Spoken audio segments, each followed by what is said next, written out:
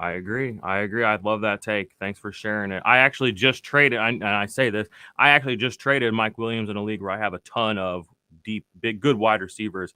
I traded him for Josh Jacobs, which a lot of guys in my league, and I'm sure a lot of people listening are probably laughing, but my running back 1 and 2 are Singletary and Melvin Gordon in that league, but my wide receivers are like DJ Moore and Mike Williams are like my worst wide receivers.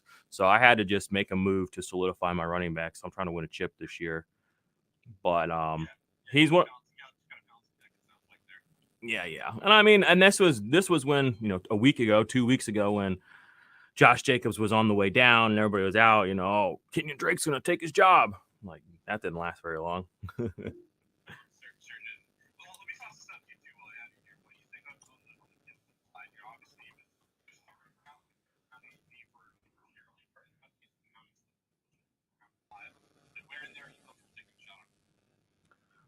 I mean, now if you can get him cheaper, I've been drafting him too high. I mean, reality. I have him in a lot of leagues. I think there's a lot of upside with him that's unacknowledged, or was unacknowledged. Now we have new information. We've been watching the way that the coaching staff and everybody has, been speaking about him, the fumbling and all that. The thing with fantasy football is we're one Brian Robinson high ankle sprain away from suddenly Antonio Gibson is a league winner. You know what I mean? I mean, he touched the ball 300 fucking times last year with like a fucking broken, like a rolled ankle himself. You know what I mean? He was hurt last year, caught more passes than Dalvin Cook. The upside for him is unacknowledged, unfactored in, and I have a pyramid. I made this picture. It's December 31st, 2018. I made this picture and it's hanging on my wall. And it's what I call my hierarchy of hierarchy of playability or draftability. And basically one of the things that the biggest factors that fantasy people don't like is just like known production, a known ceiling. We have a guy who handled 300 touches a year ago, injured. You know what I mean? Like, there's a lot of players in the NFL that haven't done that. So even if he's sliding, knowing that he can do that, I think he's even more valuable now. You know what I mean? So I would be drafting him. I know this will probably sound like folly, but I mean, at his current price, I mean, even if he's sliding, he's being drafted as a running back 3. This is a guy that had the fourth most touches in the entire NFL last season. So I'm buying, you know what I mean? Especially if his price just keeps going down, for better or worse, And at worst, you're buying him cheap. I mean, what are you really losing? A bench player at this point? We lose bench players all season long. So that's kind of my take on Gibson. And Ron Rivera I mean, I love the guy in general as a human, but he seems like kind of a putz as a coach. I mean, he fucking brought in Carson Wentz. I don't know what else I need to say. So.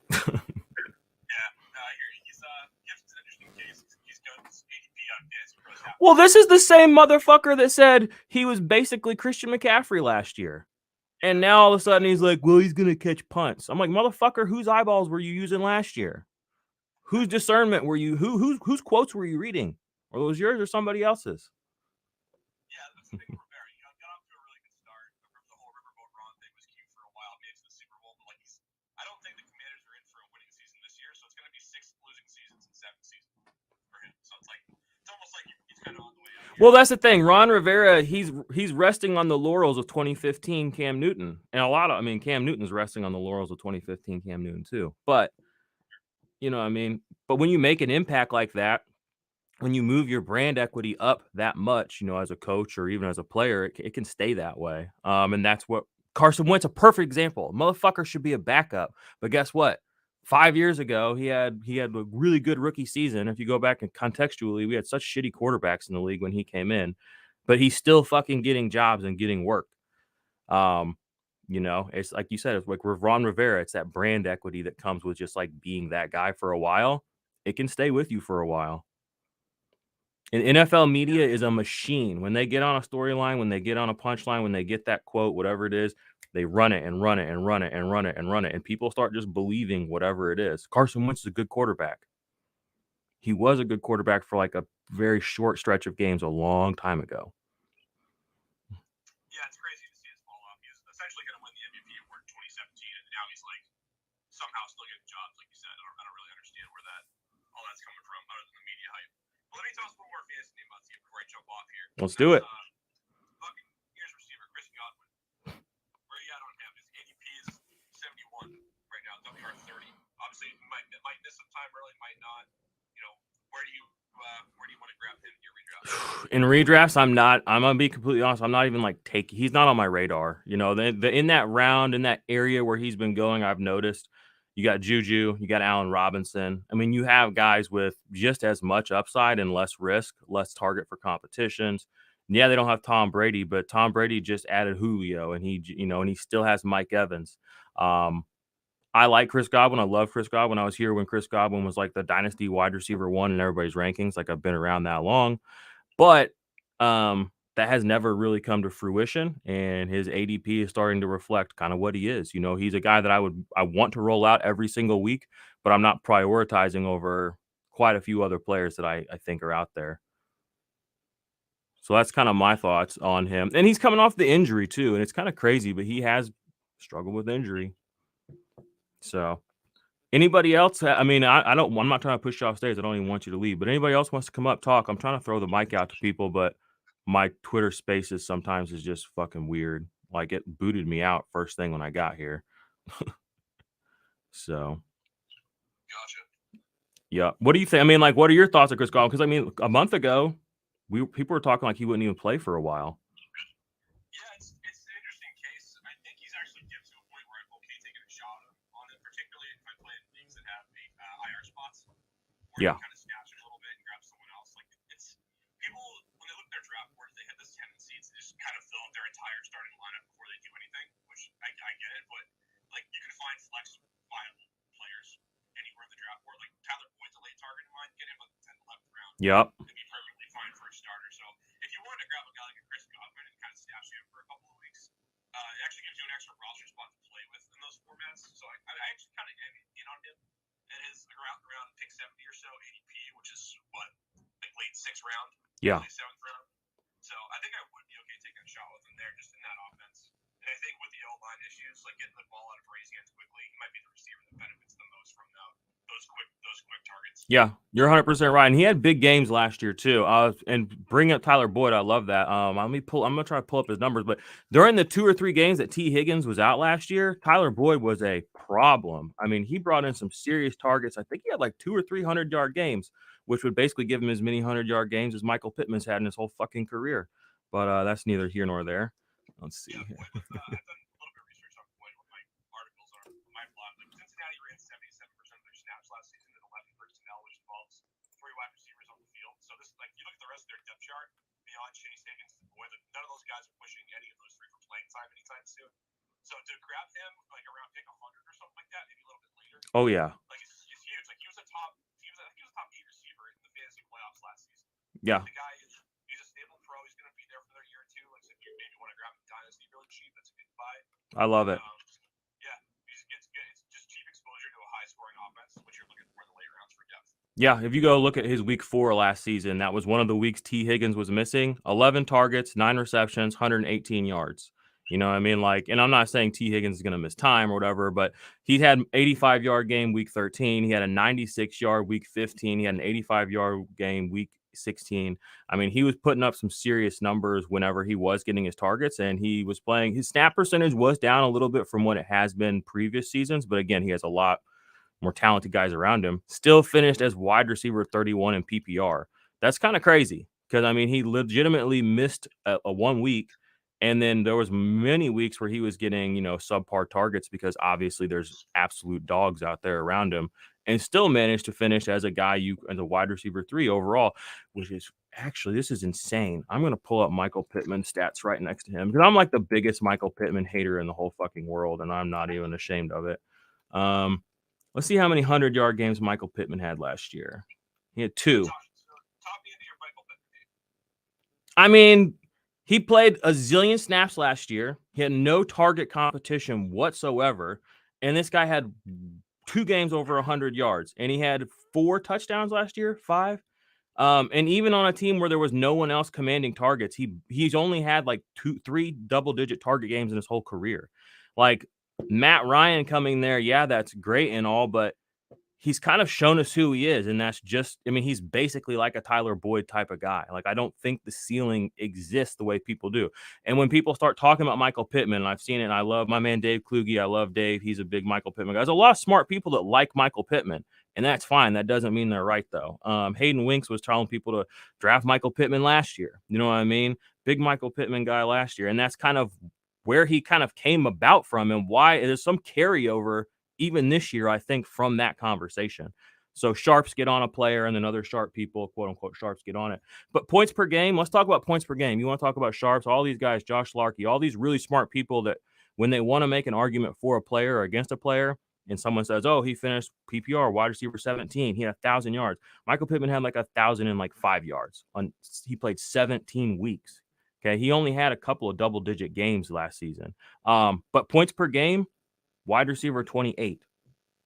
That's not somebody I even want to fuck with. You know what I mean? Like, wide receiver 28 should sit on your bench unless you're in absolute desperation mode. So people out here drafting him in their top 12 are fucking insane at wide receiver, in my opinion. This is, and again, I'm a well-known insane person. So Okay, yeah, I hear where you're coming from. I think part of what you said there really clicked with is the whole people, sharp people get on him, the word gets out, and then guys get kind of massively bumped up in ADP. yeah, or down. He's like going 35 overall. That's the end of the third round. That's insanity. And you can get Allen Robinson like 20 picks later. A motherfucker who's pulled off 150 yards so many times, goes to Sean McVay. Like, what is there in Indianapolis that makes anybody excited about Michael Pittman besides his fucking athletic measurables and a 38-year-old Matt Ryan showing up? Matt Ryan could barely get fucking the greatest tight end of all time, Kyle Pitts, 1,000 yards last year. Okay, and he didn't have any target competition at all. Had one touchdown. So like his ceiling, I mean, Kyle Pitts, generational, blah, blah. His ceiling is basically what Michael Pittman did last year. You know, he gets the same quarterback. I just don't see where the upside comes from. This is going to be a run first team. There's nobody else to take any coverage off Michael Pittman. Yeah, I just don't get it. I mean, listen to these scores. And I know last year isn't this year, but these are his fantasy points last year. Week 1, 4 points. Week 2, 16. Week 3, 10. Week 4, 9. And this is half PPR. He's hitting single-digit numbers on almost 50% of his games in half PPR. That's fucking pathetic. I don't want that in my lineup. Do it. I do agree that at his current ADP, like he's not a guy that I have much exposure to in the draft season, in the late third round. Yeah. Let me paint the other side of it real quick over a minute or two here. Like, so obviously that target competition that wasn't there last year, it's the same basically. It's the same collection of players, except for Alec Pierce and Paris Campbell coming back. Yeah. If you look at a guy like Matt Ryan coming over, like it really is a substantial upgrade, I think, even at an advanced age. Like Ryan was falling off a cliff towards the end of last year, but PFF had Atlanta's offensive line ranked 27th in the league at the end of the season. And for a pocket statue quarterback like Matt Ryan, like that's a death sentence, especially when you only have one real target, like Kyle Pitts, to get the ball out of your hands too quickly. So I think that's going to be a big bump coming from a bad offensive line to a top 10 unit for PFF entering this season. So I think that's a big upgrade for a guy like Pittman. You mentioned the run game, which I do think is going to be a run first team, but I think the play action opportunities with Pittman having some big play capability, at least to go up and get the football, I think it's going to open up big opportunities for him in that realm. So those are two things I really liked about him. And also, like we talked earlier about how Carson Wentz is trash, and I completely agree. The last 6 weeks of the season last year, he didn't exceed 18 completions one time. They basically didn't let Carson Wentz do anything a year ago, like down the stretch of the season, which is why we saw Taylor absolutely erupting down the stretch. So I do think there's going to be more meat on the bone for Pittman with a better QB behind a better offensive line with limited target capability. But I just see that his price tag is just too high for me. So yeah, actually kind of split the difference with the year, I'd say. It's just wide receiver 12 off the board. Like, think about this. Julio Jones, for the past decade, we've drafted him in the top 5 at wide receiver. But even with Matt Ryan, his absolute ceiling, he didn't even ever have a wide receiver like the one season. He was like wide receiver 4, 5, 6, 3. Michael Pittman is not going to go past whatever Julio Jones did, okay? So let's just say 6. Then that would mean, theoretically, in this sort of scenario, his absolute ceiling would be like wide receiver 7. And you're drafting him only 5 spots behind that. I just feel like he's going to go the other way. It's so much easier for him to not reach his potential. So we'll see. It's insane. Like if he was going as wide receiver 21, I might draft him. You know what I mean? But 12? And again, there's no real reason for him to be that high, in my opinion, except for, again, the narrative guys, you know. And again, I love Hayden Winks, but I was there when he fucking brought his name up last year and started this thing. Okay, I know how the underdog bros move. I'm one of them. Okay, I'm just not the cool ones. So, yeah. Oh, hey, thanks, man. I appreciate that. We got another Jordan in here. Probably the coolest Jordan in the game right now is Jordan Vanek. He's up in here just listening, just scheming over there at 33. Doing big things. Shout out to another Jordan. I love to see a Jordan out here winning. Oh, and he ran off as soon as I said that. For shame, for shame. What's up, Fogel? Oh, he's back. Hey, he's up on the stage now. He's gonna take over. What's up, Fogel? How you doing, man? Good, good. I was talking to Doom. Are we still gonna run the Thursday night fantasy space on like for Thursday night football? Was that you that was gonna do that with us?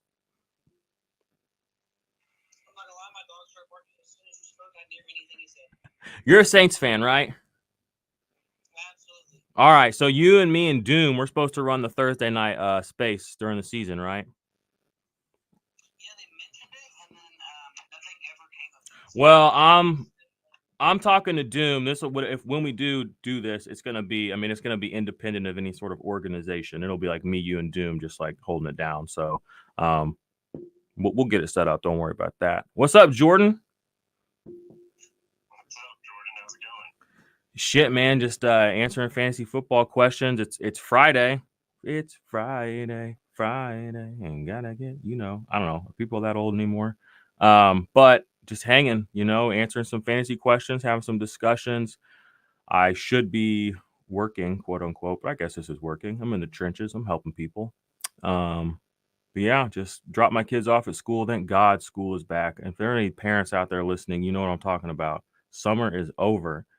Thank God. But we've had some good discussions about Pittman. We were talking a little bit earlier about Alvin Kamara as well. What are your thoughts on Kamara as far as like his value this year? I mean, Kamara's been going in a spot where, that's late second, third, and that feels like just extremely far for him. He's pretty much finished as like a top 6 running back, feels like every single year since he's been in the league. Now that he's kind of crept back up in the back end of the second, my fear is just the pass catching because Amos just doesn't check down.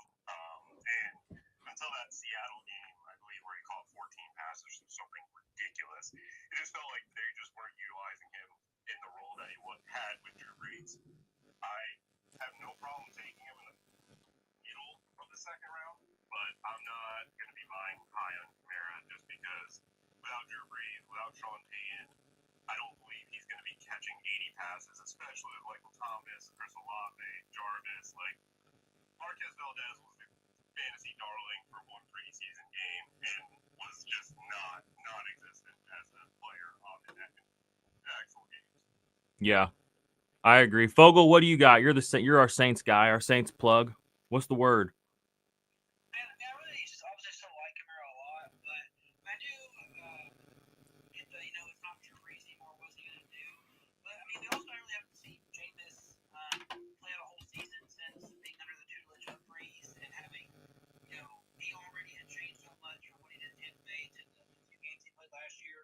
More efficient.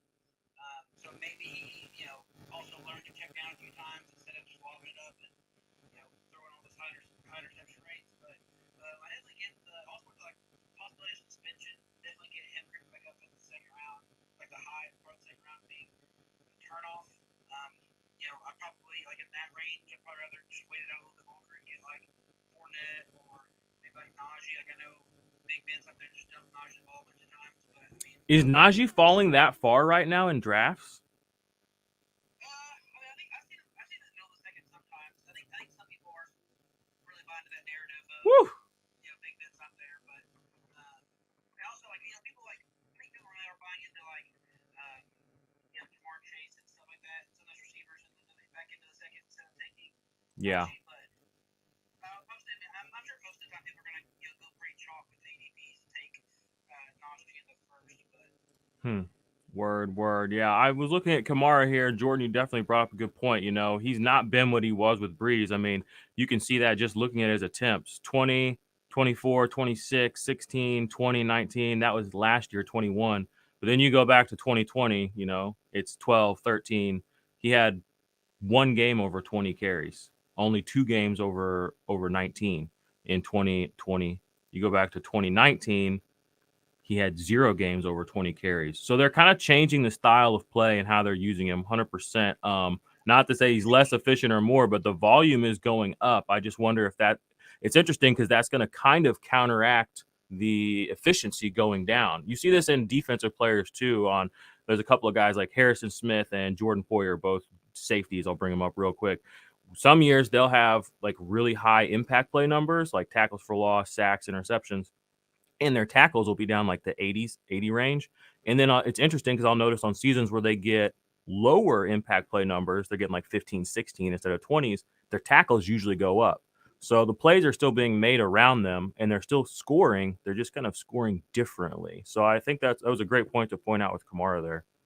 Yeah, I mean, I'll also mention that I only play in PPR leagues. I do not have half points, so like it just changes dynamically. Kamara is obviously a lot more valuable in half point because it's more touchdown relevant, and I don't think anybody takes goal line carries from him. Like, I think Mark Ingram will still like help him out here and there, but I don't think in the red zone they're going to take out Kamara because that's just who he is. But just from a PPR perspective, I love the running backs that catch passes in the back end of the turn. So your Saquon Barkley, who I think is finally fully healthy, in a way better offense, and you have your DeAndre Swift, which is pretty much everybody's fantasy darling now. Feels like someone that's just not me. Top running back. I love Swift. I've been watching Hard Knocks. I love what Deuce Staley brings out of him. I love what Dan Campbell does because people forget Anthony Lynn stopped calling plays after that Eagles game, and then he faced you guys or the Steelers the next game, and Dan Campbell's like, "Hey, here's 35 carries." So like, I noticed that game. If you look at his Pro Football Reference, there's one game that's just like whoop. Here's 30 carries out of literally nowhere. Yeah, that was the first game Dan Campbell took away play calling from Anthony Lynn. And then from like the rest of the season, you got like a 3-game stretch where Swift was scoring like 20-something fantasy points a week. And then obviously he gets tackled out of bounds and his ankle gets rolled up and he just gets hurt. Like, injuries happen. I'm not going to sit here. I don't draft people thinking they're injury prone. Like, I just don't believe in that narrative. Like McCaffrey, Swift, like I'll stay away from guys with soft tissue injuries because I don't really want to deal with that during the season. Yeah. But from like the ankle sprains and stuff, like that's just people getting tackled wrong. That's just going to happen. Yeah, 100%. I'm gonna look at my running back rankings. I know I'm definitely lower on Swift than consensus, and I have been. Probably gonna come back to bite me in the ass. I really like Jamal Williams a lot. I think he's a really talented player. I think I thought the same thing when he was in Green Bay and splitting carries with Aaron Jones. So I just think as long as Jamal Williams is there, it's always going to kind of catch Swift. I have a league with the buddies where it's a keeper league and we're keeping Swift this year, so I still like Swift a lot. But I do think Jamal Williams kind of takes him from going to that next level, I think. Yeah, I mean, I just picked it. I had one of my Google League drafts yesterday, and it starts 2 running backs and 2 receivers with 1 flex for some reason. It's just really small starting lineup, so I went running back, and just went Swift and Saquon because that was at 10, I believe. And for myself, I'm buying into it. I don't really see how like I'm gonna sit here and try to say like this way is the only way you should do it, Swift. Like that's ridiculous. I don't fault people for ever thinking Joe Mixon or Najee or other people will be better than him because it is what it is. But I believe that Lions offensive line, if they're fully healthy for the full season, they're a top 5 offensive line. Man, it would be awesome. I would be awesome to see the Lions have a good season, just from like a football narrative standpoint. One of my favorite. Look, I'm gonna tell you guys my favorite little, basically never gonna happen, but narrative. I would love for the Bills to make it to the playoffs. Obviously, they're going to, and I'd love to make them to the Super Bowl. Now, listen, don't attack me, but I think it would be really fun if Josh Allen not got hurt or something, but, he had a Lamar Jackson. He has to take a shit, or whatever. He runs off or goes to the tent, concussion protocol, whatever. And my dog, Case Keenum, comes in. And we get a Case Keenum to Stephon Diggs Super Bowl touchdown. I'm just obsessed with Case Keenum since he was with the Vikings. I think he's a massively, not like underrated player, but he's like a funny fucking guy. And he's like, I just root for him. And the fact that he's on the Bills makes me so happy that he might, be able to get a ring. And I'm just like, man, if he could have like a Nick Foles type of situation, because like Nick Foles, whatever, like if Case Keenum did that, it would be like 10 times cooler in my opinion. So Let me throw a Case Keenum point out there real fast. I didn't think I was going to be doing that one into this. I'm ready. Yeah, like what the hell are the Browns doing with Jacoby Brissett? They had Case Keenum in that system for 2 years at quarterback. Like, is Brissett really an upgrade over Keenum? Like, if you need someone to start for 10, 11 games, like I don't think that he is. That's a great question. I don't think so. I mean,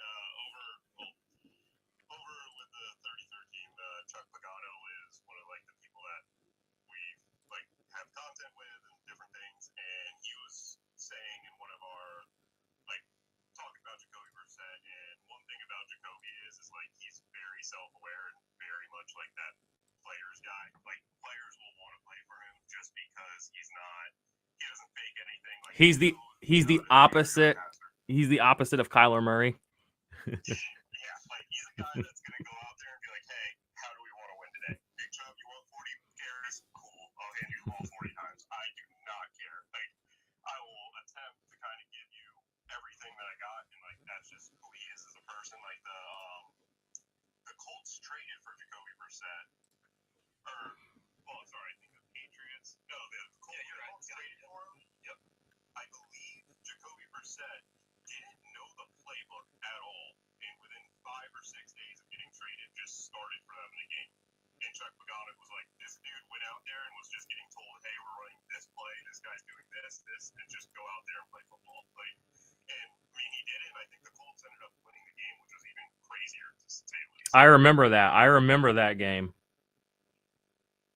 Yeah. I think they were done with that. And they saw what I think it was Scott Tolsey, and they saw one game against Sark, and they were like, yeah, this is not going to we can't put this product in the field for 16 weeks this season. But so Brissett, you're right, I agree on Brissett. Like, he's a good, solid back quarterback, he's selfless and all that, 100% agree. I just look at a guy, I'm just pulling up Keenum's career stats, like he's a 78 to 48 TINT guy. I just see a guy here, like if they have any aspirations of being in their division, like this is a guy who can cut it loose a little bit if they have to kind of keep you in the game if need be. And with like the grand scheme of things, like Watson's going to be the guy there anyway, likely this season. So I don't know. I just think I would have preferred a little bit more ceiling and a guy who can keep a team in a game in the short term without a guy like Keenum. But Brissett's probably will be fine there this season, even though it won't be fantasy relevant. Yeah, I like I said, I just love Case Keenum. And I just think it would be a fun narrative to see him win a Super Bowl. And it's fun that he and Stephon Diggs are on the same team again now. And just, I don't know, so many little things about it. I'm just like, that would be cool. So I had to share that. Anybody who's just joining us, AMA, Fantasy Football Draft Day, Help Desk, you got any questions at all, trade related, rankings related, draft related, you want, just to chat football, come on up, throw a hand up. Just chill space. There's no pressure, we're just hanging, drinking some coffee. What's up, Cubby? This is my 49ers plug right here. What's up, man? So I love Case Keenum, but I can't help but think about all those people that played the Josh Allen, Stephon Diggs stack in DFS in that Super Bowl. Like thousands of people playing that stack will be mad when that happens. Well, yeah, but I love that's. I mean, if you don't love watching your opponents tilt, you're in the wrong game.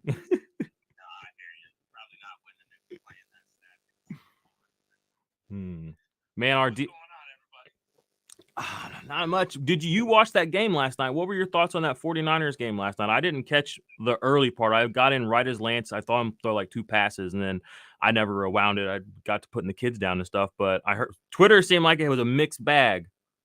So I actually was in the ER last night.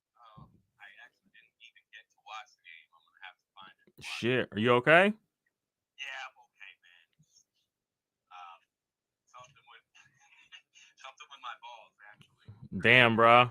Well, hope we get that shit straightened out. Yeah,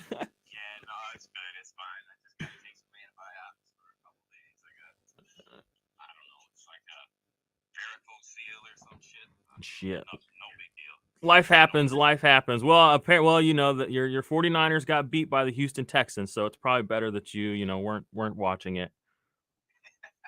I'm glad you're recording this too, by the way. I know, right? I never record my spaces, but I'm doing this one. I don't think anybody ever comes back and listens to them. And for whatever reason, you can't even like download this. So like you can't download this and upload as a podcast later. So it's kind of annoying. I don't even know where they store it, but whatever. Yeah. Jordan, did you watch that game last night? You play some preseason DFS? How much money you stacking over there? I do not play preseason DFS. I refuse to believe that's predictable. But yeah, no, I mean, I did watch a lot of that specific game because the Packers and Chiefs essentially just rested everybody. Mm-hmm. This 49ers offense, without actually watching them with their starting offensive line and without allowing Trey Lance to just be a running back in times, it just feels like it's a useless exercise. Like, he holds on to the ball too long, in my opinion.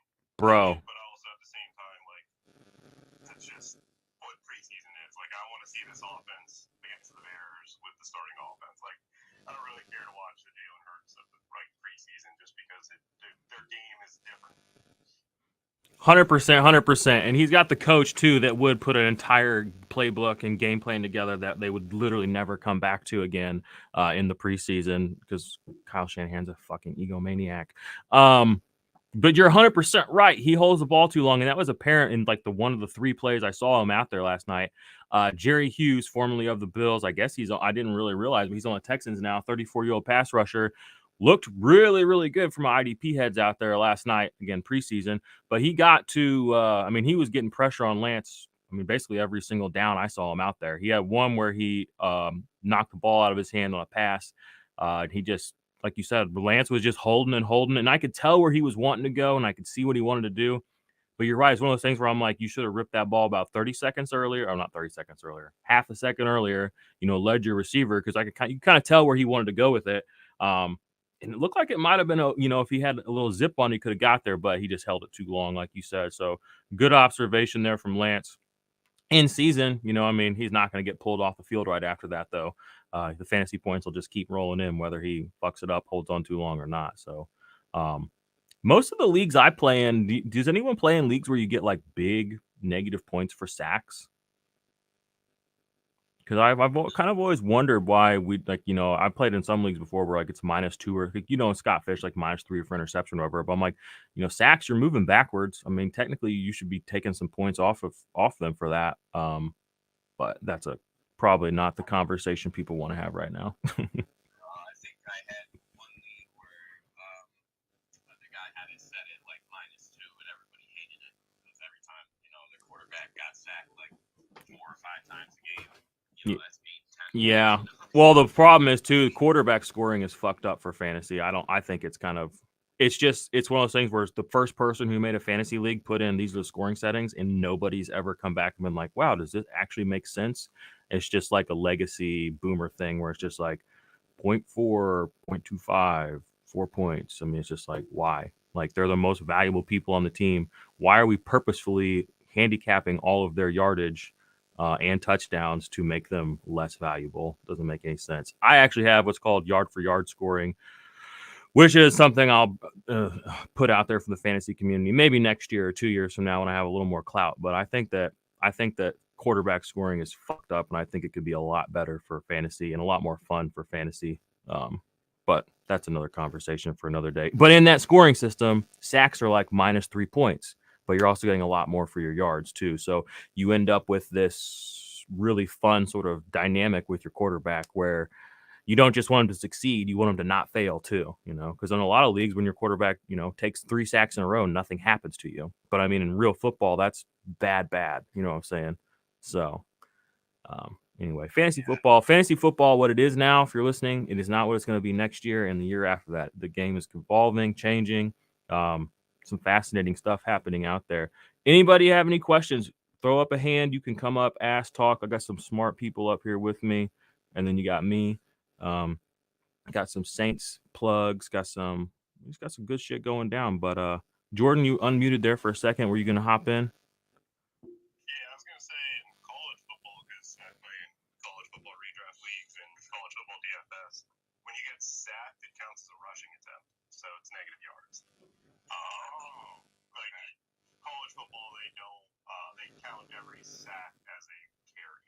you'll see if you go to like Will Rogers from Mississippi State, you'll see he had negative rushing yards last year, and same with Bryce Young, I believe, from Alabama. Like they don't like so guys that get sacked, you'll see the rushing stats are a little skewed. It's a nightmare to track. That's that's for sure for like the Justin Fields who do run. Like you don't really know how many rushing yards they actually had because of the sacks they took is actually moving them backwards.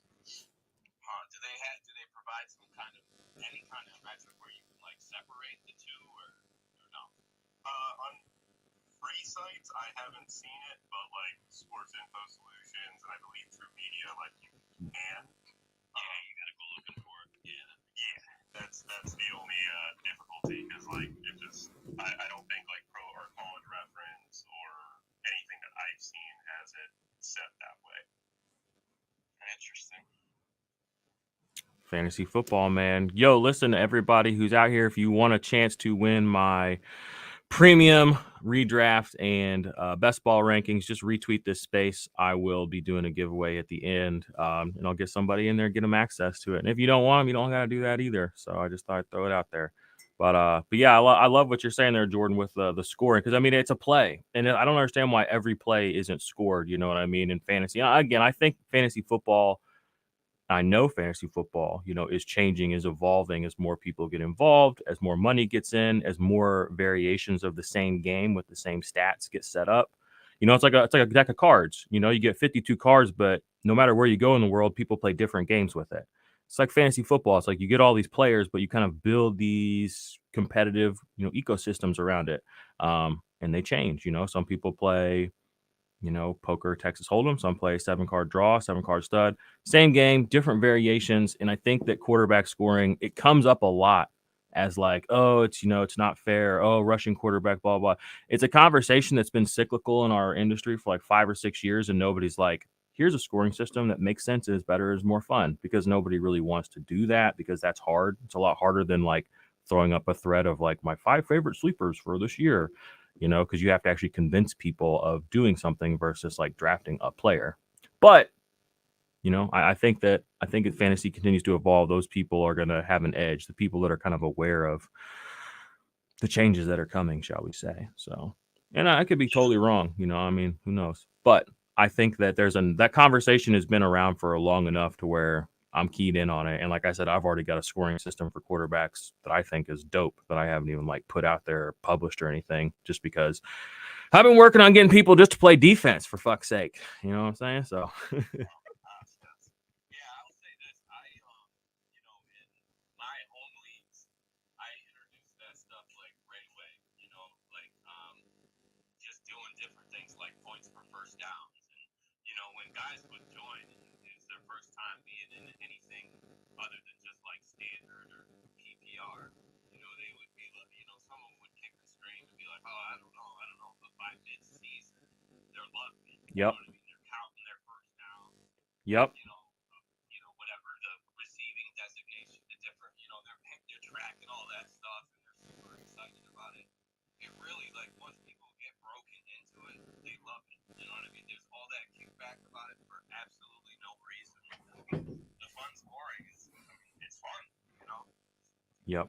And the kickback is just from, the fear of the unknown. And that's human nature, Absolutely, yeah. Yeah, I play in the PPR league. I'm in the boring crowd before, so it's because my focus is DFS. I don't have too much time. I feel like the way I think is weekly. The way that I kind of operate is mainly that. So it's just something that I haven't had an interest in just diving into because I know I would be tracking first down since 2000 based off coordinators and stuff. So I don't want to go too deep into stuff like that. Yeah, that sounds like a hole that you might dig so deep you couldn't get out of. Oh, that's awesome. That's awesome. I love and you're right, though. It is in the off season. It feels like it's a season, but it's I call it a war of attrition. Every week it's a different battle, and you have to prepare and you have to go out and get it done. And some weeks you're going to win, some weeks you're going to lose. But I mean, you have to kind of go into each week with a fresh set of eyes, a fresh mindset. And thankfully, you get new data and new information. So you get to, hopefully you get be a better player as the season goes on. I'm not a DFS guy really, but I love like, I still view fantasy as somewhat DFS because I mean, it's still, if it's not best ball, you're making those weekly decisions. Yeah, your pool of players is smaller. Yeah, you're not like building multiple lineups, but the stakes are still, the same. In a way, it's a win or a loss. And I think that's what makes fantasy so cool is it's an engaging, competitive way to do something we already like to do, which is watch football and make it more, not like more about us, but more interactive, engaging. I don't know how many times I've said that word, but it's true, And my wife said something to me this morning. I don't remember what I said. Oh, I was pointing at the TV and they were talking about Justin Herbert. I was like, "You see that guy right there?" She's like, "Yeah." I was like, "Do you know who that is?" She's like, "No." I was like, "Well, this guy over here says that he's as good as Peyton Manning and Big Ben." She's like, "Well, I know who they are." And I'm like, "Yeah." I was like, "We don't like that guy." And I was like, "Well, we kind of do." I was like, "He's in our division, so as a Chiefs fan, like we want him to succeed up to the point to where he doesn't surpass us." And she kind of chuckled and she's like, "I like that you like players, and don't like dislike them because they're on certain teams." And I said, that's actually the coolest thing, in my opinion, about fantasy football is it allows you to be fans of the players and of different teams and regions and cultures. Like, I don't like the Saints. Sorry, Fogel. Like, I'm a big Saints hater. But Demario Davis and Cameron Jordan are like two of my favorite fucking players in the whole NFL. Now they have Tyrann Mathieu. So, like, when the Saints are on, they get some view time from me. You know what I'm saying? Because I'm fans of those players.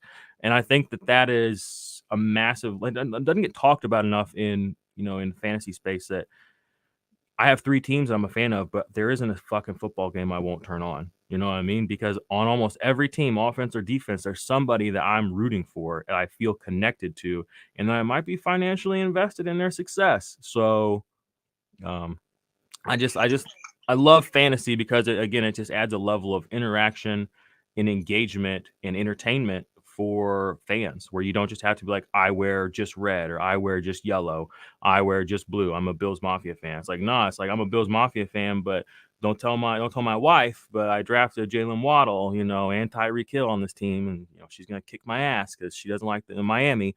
But it's like it opens up that door for you to explore other teams, other franchises, engage with other people, and experience those moments with other people too. Where, like when I was like Case Keenum, circling right back around, I'm not even a Vikings fan.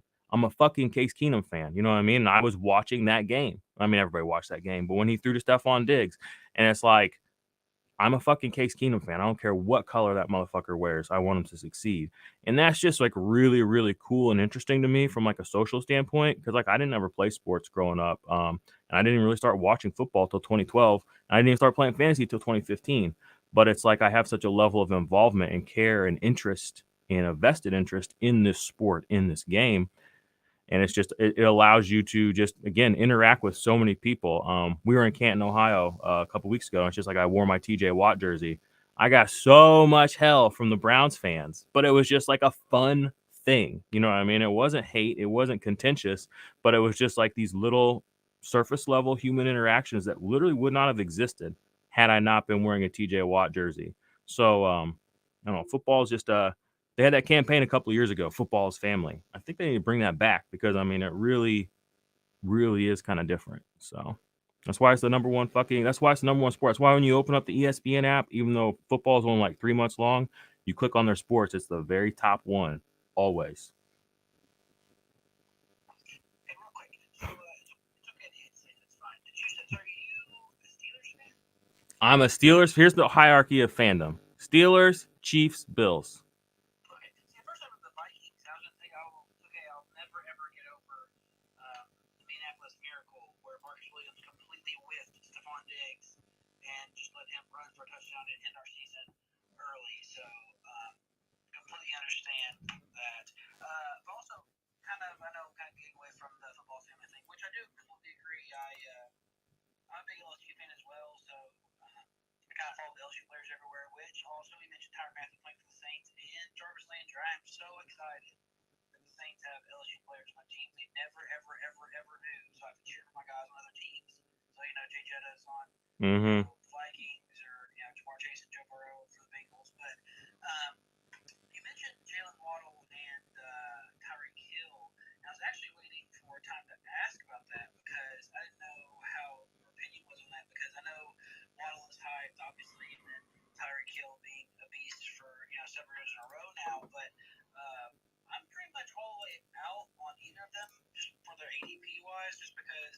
I'm not sure Tua can support two of them. Maybe not even one of them. You know, you got Jalen Waddle in the ADP in the 4th round, but I'd rather just have like a Courtland Sutton or something like that who's going to have a chance to do it again with a better passing offense now. I didn't know what you thought about those two players specifically, or if they were just an example.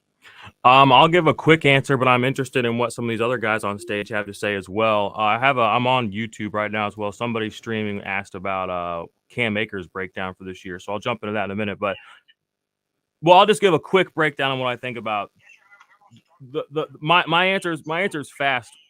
I'm okay with both of them, and the reason I'm on mute. Mike McDaniel and the way that offense operates. I was able to go to some of the practices down here because I live down South Florida and see some of like what they're doing, and then obviously seeing it from the actual game point of view with preseason and stuff. And for starters, with Tua, his hip is the first time that it's actually like truly healed and strengthened, I guess. It's not an injury that's a 1-year type of recovery. It's an injury that you could see it in his throwing motion from last year to this year, as well as the offense in general is going to be much more dynamic. And the one thing Tua has, been known to do when his time at Alabama, as well as just in general, is kind of find guys that are just completely open and hit them in stride and let them just keep running. And with Jalen Waddle and Tyreek Hill, I don't know how defenses are going to be able to match up when they line up on the same side of the field. And also, from a coverage standpoint, the Dolphins are exposed to see a ton of man coverage compared to the NFL, as well as everybody doesn't believe that Tua is able to throw it downfield. With an RPO, you want to play cover one because then you have everybody matched up.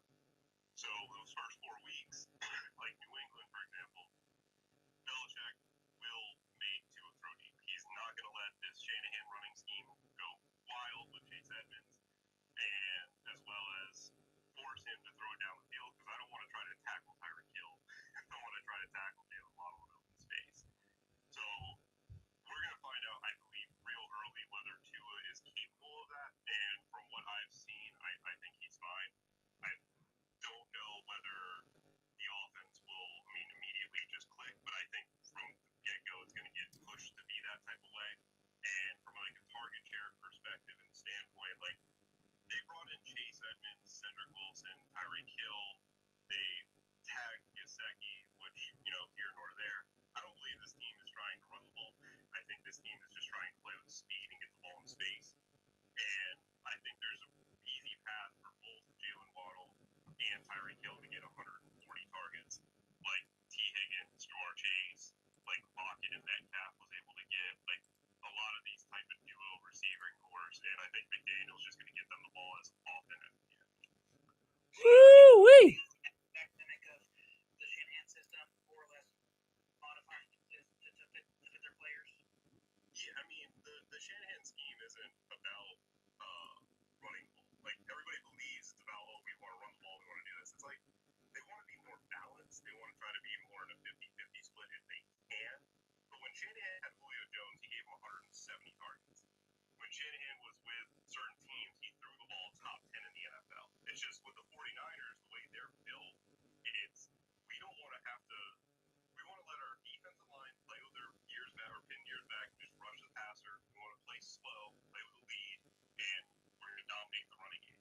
Like, that's the way that the 49ers are built to win games. And I think the Dolphins, the way they're built to win games is getting the ball in open space. I don't think they have the Raheem Mostert, like, complete backfield of, we're going to run the ball up the middle, we're going to run the ball with a stretch play. We don't have George Kittle on the edge. I think the offense is going to be more the extension type of run game where it's a slant, and then once you start coming up, we're going to throw it over the top to Tyreek or Waddle, because I don't think there's any team in the NFL that could defend them the way that you would want to.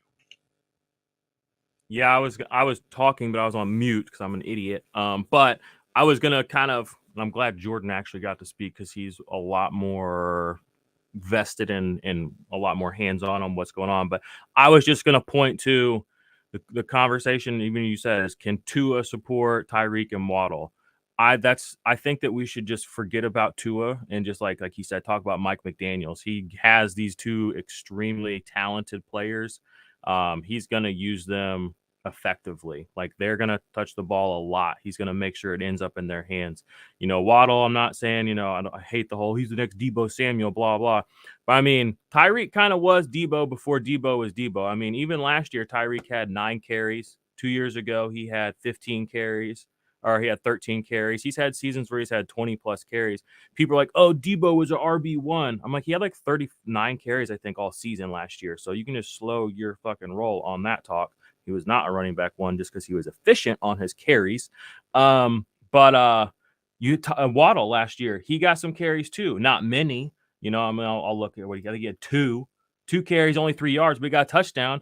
And think about it. He got used on those sweeps around the goal line. You know who else got those kinds of carries? I mean, Tyreek basically invented that a couple years ago. But Chase Claypool, another sort of big-bodied, athletic, fast guy that gets these kind of sweeps and stuff. So it's becoming a little more in vogue. And for Mike Daniel to have 2 of the players who I think are probably more proficient at taking the ball as far as handoffs and out of the backfield at the wide receiver position, you're going to see a lot of interchangeable sort of schemes where he's going to have probably Chase Edmonds in the backfield and Tyreek split out wide. And maybe he audibles, and all of a sudden they shift and Tyreek's in the backfield. And one of them's, there's going to be a lot of ability, a lot of options to do things like that because he has Tyreek and he has Waddle and, he has Mostert and he has, who's the other running back? Chase Edmonds. So he's got shifty, somewhat, you might call them delicate guys. I mean, I guess because, I think Chase Edmonds, I call him delicate because he just is kind of delicate. But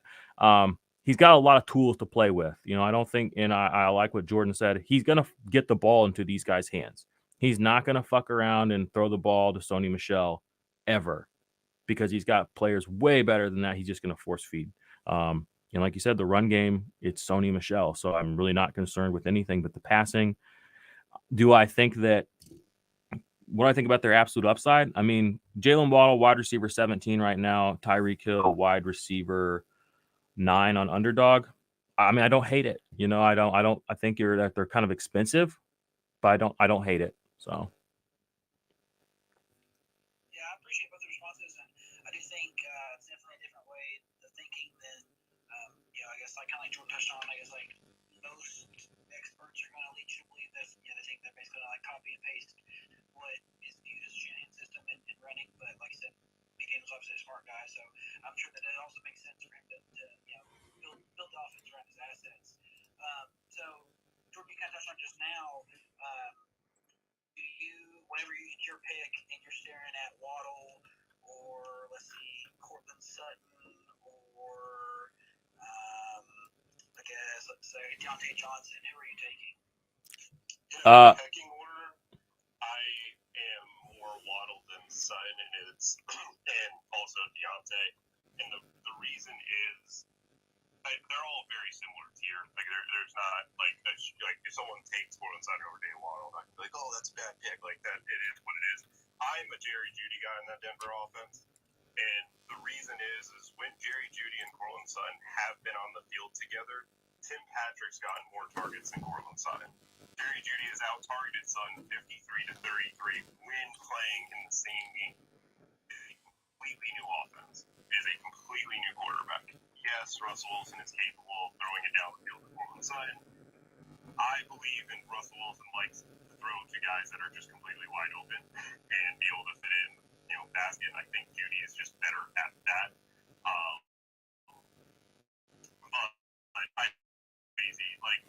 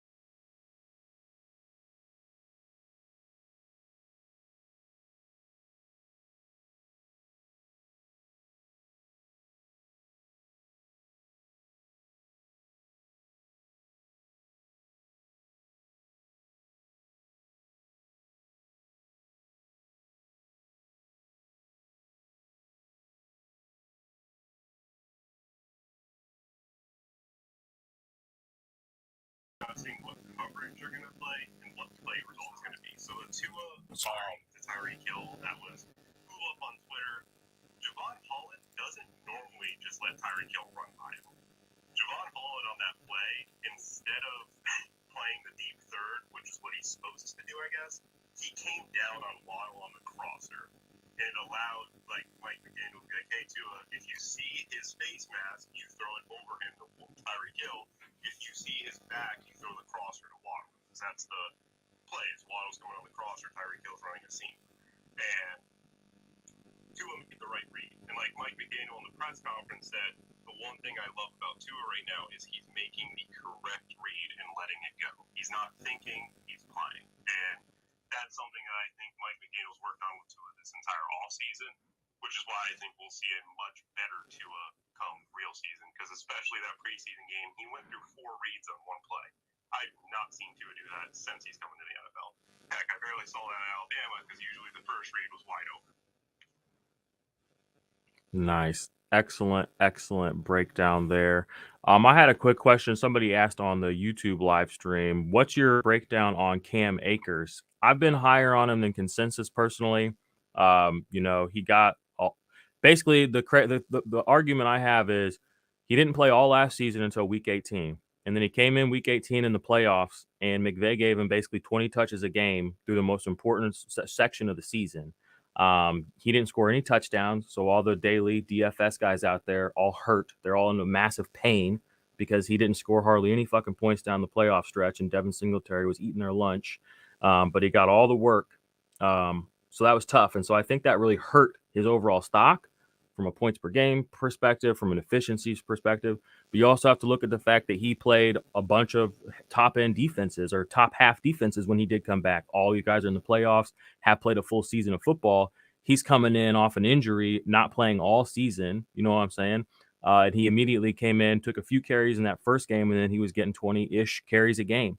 So for me, I think Cam Akers I think that whether he's explosive, cuts, blah, blah, blah, I don't care.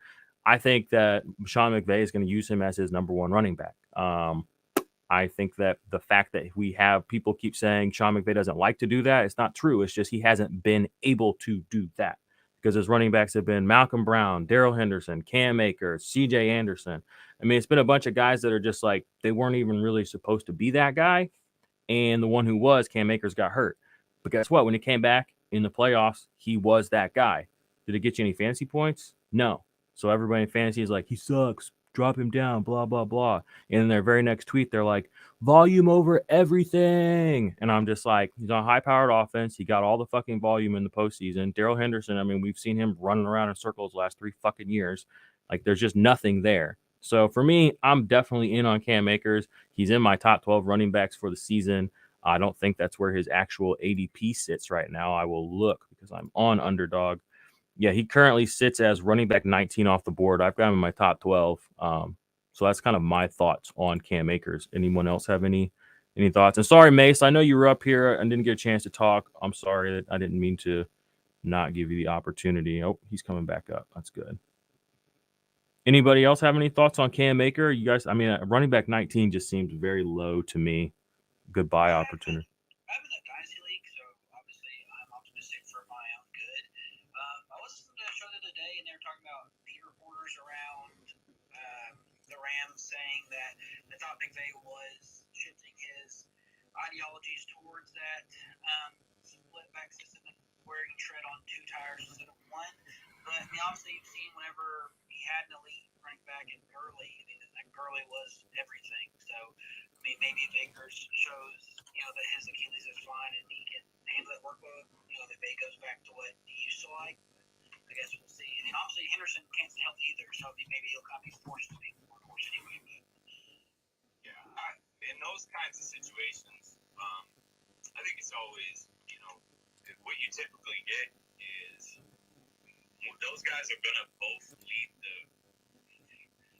the backfield at some point in the season. You know what I mean? Running backs get hurt. You know what I mean? It is what it is. They get banged up, and you have to rely on the second guy. I mean, I really think between Cam Akers and Henderson, you're going to see, Akers lead the backfield, Henderson lead the backfield at some point in the year. But I do think Akers, we're too low on Akers right now. The fall from where he was last year before the injury is ridiculous. I mean, I think it's an overkill. Guess how many And I always try to look for situations like that in fantasy where, we're kind of, over exaggerating the effect of something. I mean, the guy worked his butt off. He's like, to get back, and McVay rewarded him by giving him the ball and trusting him. I don't think that that's really going to change this year. I think Akers is still his guy. He's going to be the first one out the game. He's going to get the majority of the carries, and I don't know how big of a majority that is. But you mentioned, Henderson gets hurt. Running backs get hurt. So, I mean, at some point, I think you're going to see Akers be the only one in that backfield regardless. And he's going to get the full load. I have a question for everybody listening, okay? What do you think Cam Akers' touch count was in the 4 playoff games that he played last year? Now think about that. What was his touch count? Now think to all the shows you've listened to, ETR, the Fantasy Footballers, listening to the Underdog guys, listening to, Sigmund Bloom on the couch, and all these people saying, he's not going to get the workload. He's coming off this major injury. They're not going to trust him. Okay, think about all those lines that are rolling through your head. Now, ask yourself, how many touches did Cam Akers get on the Super Bowl winning Rams last year in the playoffs? I don't know what it was. Pick a number in your head. I'm going to tell you, but I want everybody to get a number in their head so I can give them the truth. I'm going to say it was probably, I was close to 20. I don't know. We're looking at 16 a week, probably. I mean, I know that Cardinals game he had like 25 carries. Here's what he had. He had 75 touches in 4 playoff games last year. That's not a metric you hear brought up. What you hear brought up is yards per attempt, 2.6, yards a game, super low. He didn't score a single fucking touchdown in those games. Now again, a lot of fantasy analysts out there play DFS. In the playoffs, they played DFS, and guess who let them down? Cam fucking Akers. Guess who fucking burned them? Devin Singletary, my guy. So where are we at right now? We come into the next season. Everybody makes their rankings. Oh, Cam Akers sucked. He didn't do anything last year for me, blah, blah, blah. And even in the playoffs, he hurt you. So there's a bias built in. But if we are volume people, like everyone says they are, if you put it in a vacuum, they're going to tell you it's volume, volume, volume. This motherfucker touched the ball 75 times in 4 games during the most important stretch of the whole NFL season. That's 19 touches a game. All right. And you can get him as wide or running back 19. Now, granted, he could have lost a step, blah, blah, blah. All the other things are true. But nobody brings up the fact that Sean McVay still gave him all that work during the most important part of the season.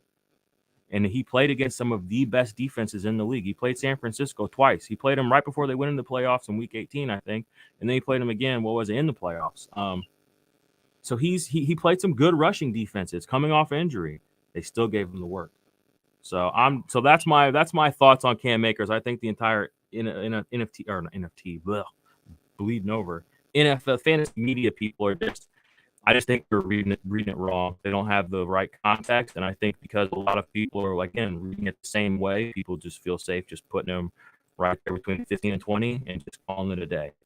And I think there's a lot of undeniable upside there. I mean, that was 19 touches a game on a team that had Cooper Kupp and OBJ running around on it. And this motherfucker comes out there after basically cutting his leg off, and they're giving him 19 touches a game. I mean, just read the tea leaves, y'all. Go get you some Cam Akers.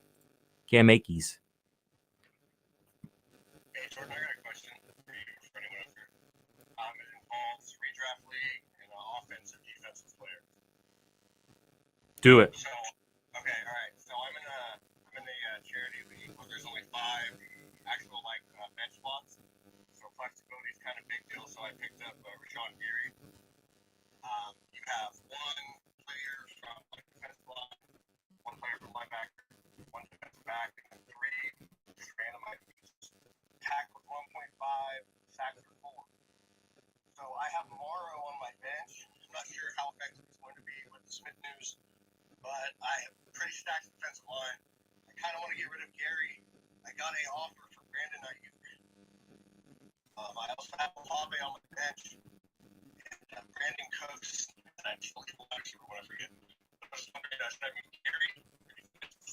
What's the offer? What's the offer for Gary? That's going to be probably the most relevant. Oh. And then who are your other pass rushers? I have Henderson. Yeah, trade Gary. Trey Hendrickson's a boss. I know he got a bunch of work last year, a bunch of pressure, but I don't know if he's gonna. His tackle floor is not as high as you want it to be. He is a great pass rusher and all that, and he's a great pressure guy and all that. But his actual raw stats are not as high as some other players that you can get. And I mean, Ayuk is 2 years ago. Everyone in the fantasy community had Ayuk, where they have Michael Pittman right now. So, what are you gonna do? Yeah, no, for sure. That's kind of what I was thinking. I just didn't want to pull the trigger too early, but at the same time, I feel like Gary could be a guy that he completely gets faded after like week 2 if he doesn't really put up any stats. Well, he played all 16 games, 9.5 sacks. That's good. Quarterback hits were super high, 28, but he only had 8 tackles for loss. That kind of kills it for me right there. Like, if you're going to get behind the line of scrimmage consistently, but you're only going to come up with 8 tackles for loss, and he only played 681 snaps, so there's definitely room to go up there. But I mean, with Trey Hendrickson on your team, I would be fine moving on from Gary to get Ayuk if I thought I needed it, especially with Lance, so that could end up being a really good thing for you. Yeah, for sure. Just my opinion. Just my opinion for what it's worth. So, anybody else have any fantasy questions, draft questions, IDP questions, trade questions? We don't give a flying you-know-what around here. No, I would probably do that trade, though. Yeah, Rashawn Gary's like, he's good. I mean, and he's trending up, but I just don't know what I think about the Packers defense, especially losing Za'Darius. Not that they really had him much last year or whatever, but it's just there's no one else really bringing any heat, bringing any pressure there. So I just don't know. The best case scenario for him is their offense isn't as good and he plays more snaps and he continues to go up. But again, he's played 3 seasons and he's only got 16 tackles for loss. I mean, there are guys, that's on like thousands of snaps. I mean, how many snaps has he played? 1,300 snaps, not thousands, but still, that ain't great for your IDP players. You know what I'm saying? I mean, fucking TJ Watt had like 30-something, 39 this last year, and he played like 600 snaps. So it's just like you're not really losing that much. It's not like Rashawn Gary's not replaceable, in my opinion. Yeah, I think Preston Smith to come in and start this year. That's a good question. I assume he probably will since Za'Darius is gone, and he kind of has been, but I don't know. I don't think he has the DL ranking, or I don't think he's DL eligible on Sleeper, is he? Do you know, Mace? Let me check a second. Yeah. On Sleeper, I think he is. Is he? Yeah, MFL. No. MFL. Who plays on that antiquated piece of technology? No, I'm just. We're too eligible on Sleeper. Unfortunately, I still have 2 leagues with guys I like, and I don't want to. I know. I'm being a jerk. I'm the same way. I played in MFL too. Yeah, I mean his stats were similar to Gary's last year. Only 9 tackles for loss, 10 fewer quarterback hits, 9 sacks. I mean, these guys they're going to do what they need to do for the NFL. But as far as fantasy, I don't know what the real upside is. Especially when your tackle floor is basically 50. And you've only broken tackles for loss double digits twice. I don't know. I mean, just there's kind of situational guys. They're going to show up in big games on Thursday night games. Al is going to talk them up. They're going to give their scores and all that shit. But for fantasy purposes, you could do better. So I would take Brandon Ayuk and I would definitely swap him out for Rashawn Gary. That's my final take. Anybody want to come up? You got draft questions. You got trade questions, you got any kinds of questions. I don't know. I'm kind of just like focusing on this. So I don't know. Has news been breaking? Has anything crazy happened since I've been sitting here? What's up? Anybody throwing out any outlandish tweets I could post up here? Let's go check out Dave Kluge's timeline. I love Dave. He knows it's all in good fun. What's he saying out here? Zach Ertz. Yeah, he's a good tight end to be picking up. Anybody wants to come on stage, just throw the mic out here. I'll let you up. We're just chilling. I saw something about Azeez Ojulari limping off the field this morning when I woke up. Is there any updates on that? Oh, Mace, my IDP head. No, I didn't see that. No. You didn't see that? No, that's one of my guys, man. I love Ojulari. Dude, he was a beast last year, low key with like his 9.5 sacks. Nobody talked about him. And then they drafted Kayvon Thibodeau. Nobody's gonna fucking talk about him. I feel bad for the guy. It's like Montez Sweat. Like nobody gives a fuck about Montez Sweat because Chase Young is there, even though Chase Young doesn't do shit. That's that brand equity, man. I'm telling you, like these players need to understand, like your name means something. It doesn't matter what. I mean, you can do all the shit on the field till the fucking cows come home. You know what I mean? But the guys that get the attention, the guys that get the money, the guys that get the promotional deals, the guys whose names get brought up are just the guys who get their name out there. You know what I mean? So, Yes, so true. What's up, Teddy Burt? What's happening? Not much. Just out here drafting to lose. What are you doing? Oh, there we go. Yeah, I got some prep for my weekend draft. Draft tomorrow at noon tomorrow. What spot you got? I got the 8 spot. All right. What's your format? So everything's their usual except we have 2 flex. And everybody gets a keeper, and you get to keep in the round that you got last year. Okay. So my keeper is James Conner in the 10th round. All right. Like that. Yeah. I've been seeing a lot of hype behind Brees Hall, and I don't know if I can really like buy into it because it's the Jets, but I don't know. What are your thoughts on Brees Hall? I don't have strong takes on Brees Hall because I don't watch college football. That's my big. Oh, So I just take the advice of all the other people out there that do this stuff like for a living religiously.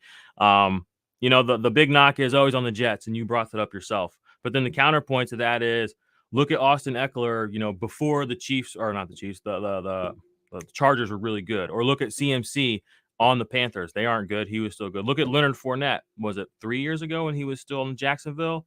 Look at James Robinson. So there's a lot of examples you can point to of poorly managed teams, poorly coached teams, just poor teams, just piss poor teams having really good running backs. I mean, even if they don't catch passes, look at Nick Chubb.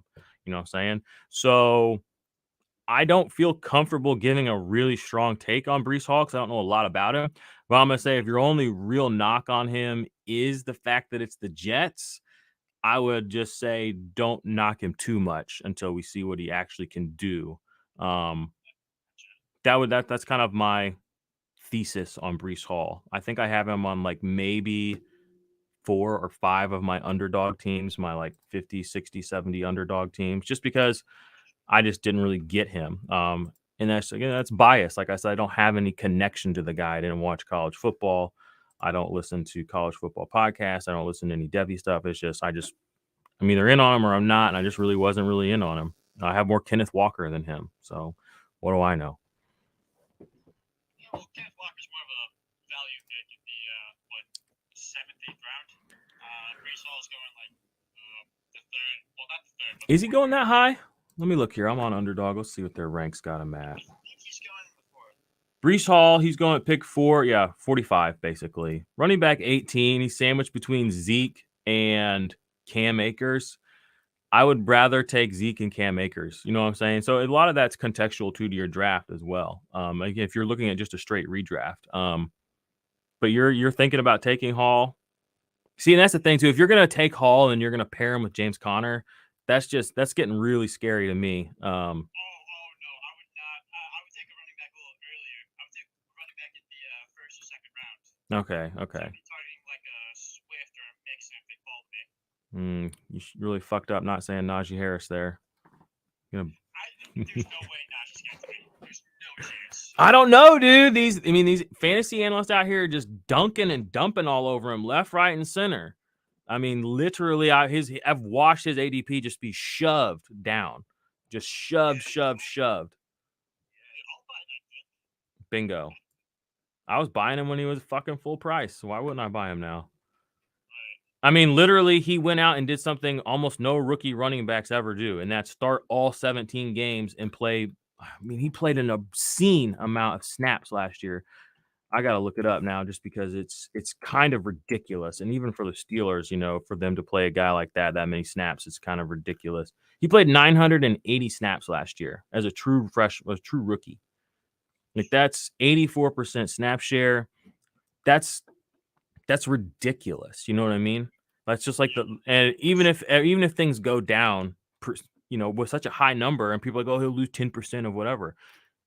Losing 10% of his volume of his snaps and stuff still puts him in that range of where all these other guys around him finished last year.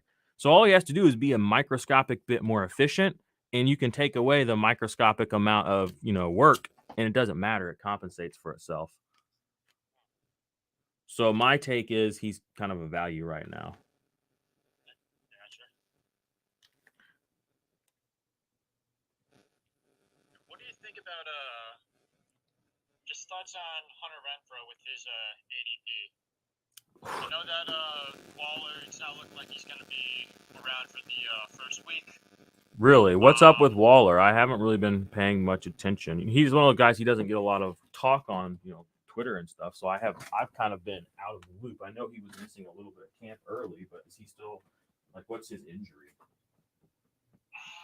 I don't know what his injury is, but now it's just the basic.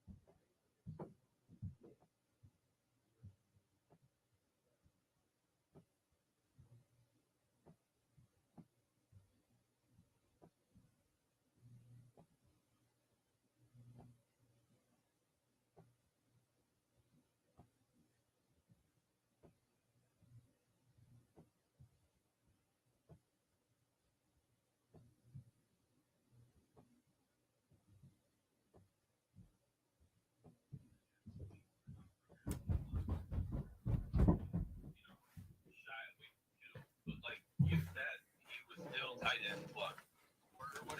Yeah. Really? You can't. I mean, I'll take Kittle in the 5th round constantly. We were drafting him. People were not me, but people were drafting him in the 2nd round. And now it's the 5th. What are we doing? You know what I mean? You got to take. And especially in best ball, where you're gonna benefit hugely from his spike weeks, which definitely come. And I think Lance, we all know Lance.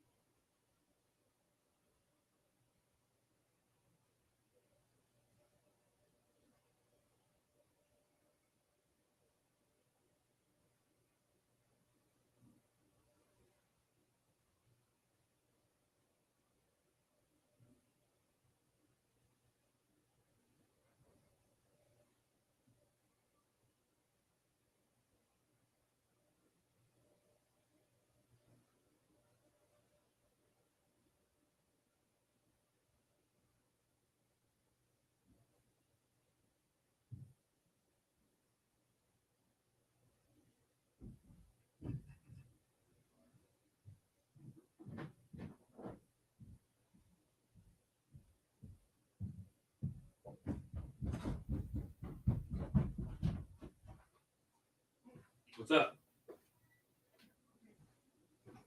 What's up?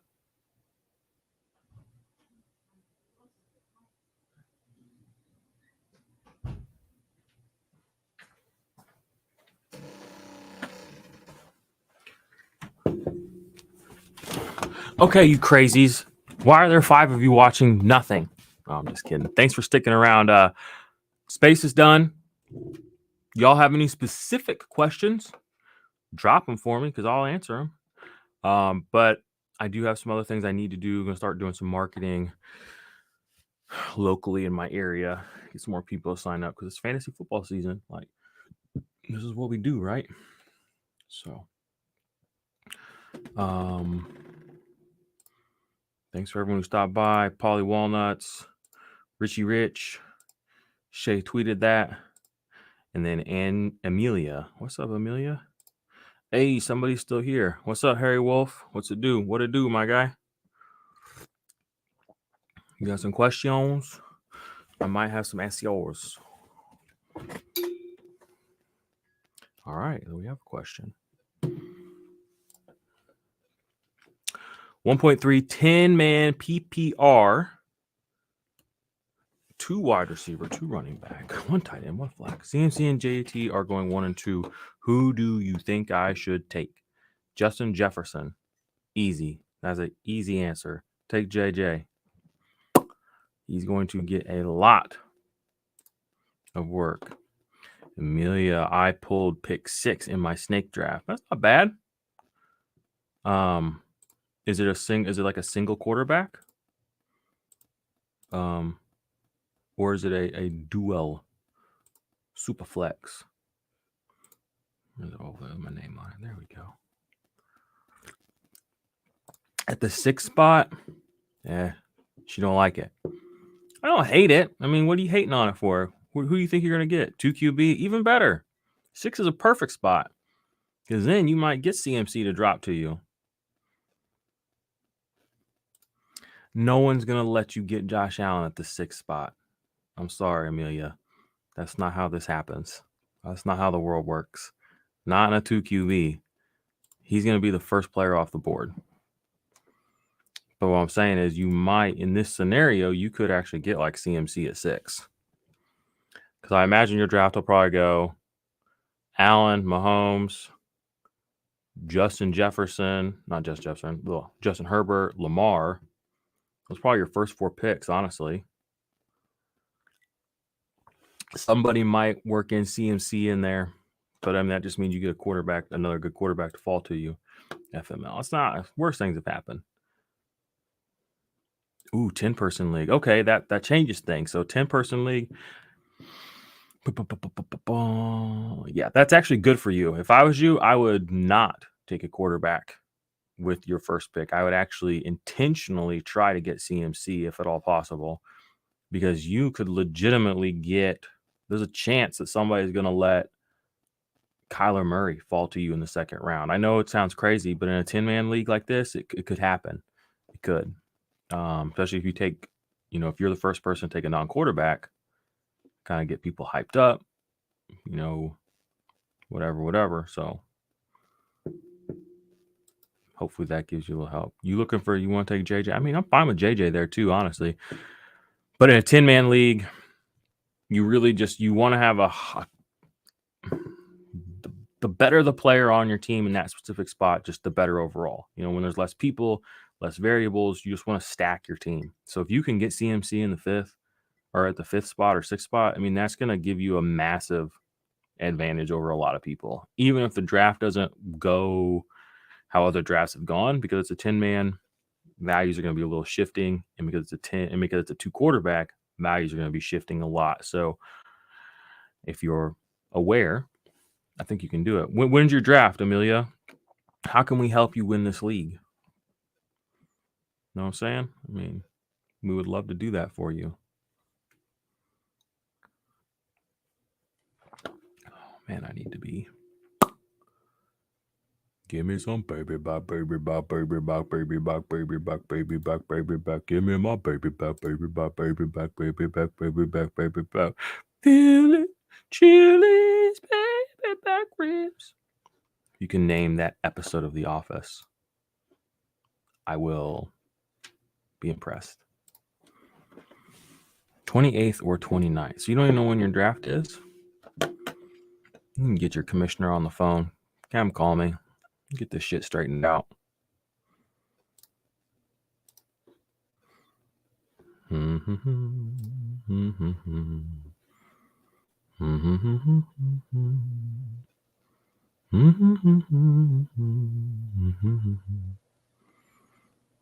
Man, hour and 40 minutes.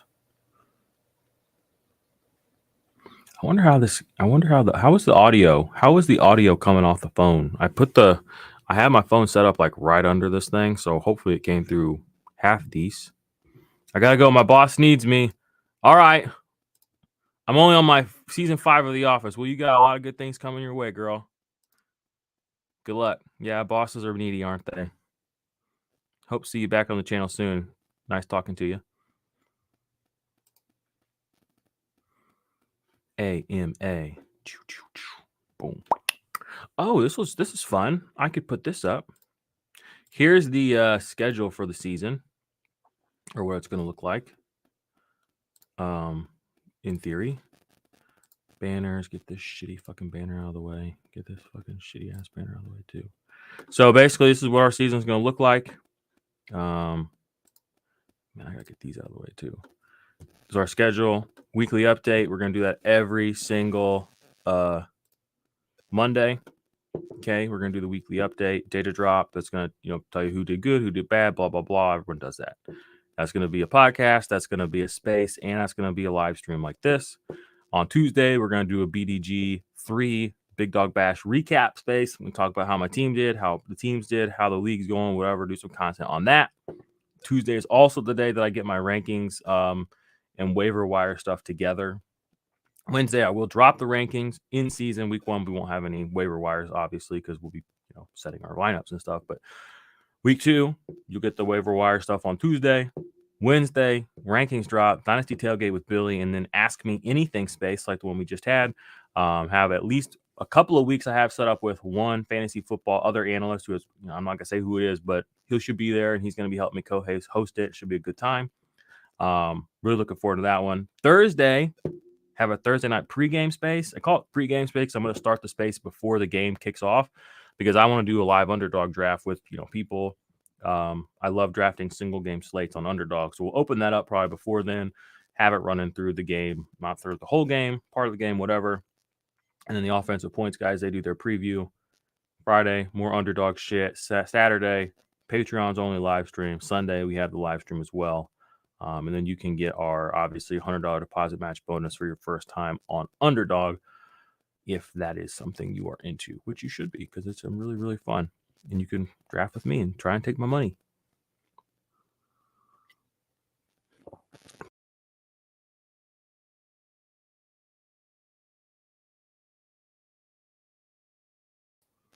I'm going to go ahead and shut her down, y'all. It's been a good space. Whatever you call this thing is. What is this thing? Stream. This is what happens when you've been drinking the same pot of coffee for like 4 hours and you haven't consumed it all. You're like running on like half speed, but like at full speed. Anyway, I'm just rambling. I'm going to open up another space later, another live stream later, more Q&A this afternoon. It's 11 o'clock my time, probably be like around 1:30 or 2. So that's going to be a couple hours to get some stuff done, get some marketing, get some promotion done. You all know how it is. But literally come back, share, whatever. Answering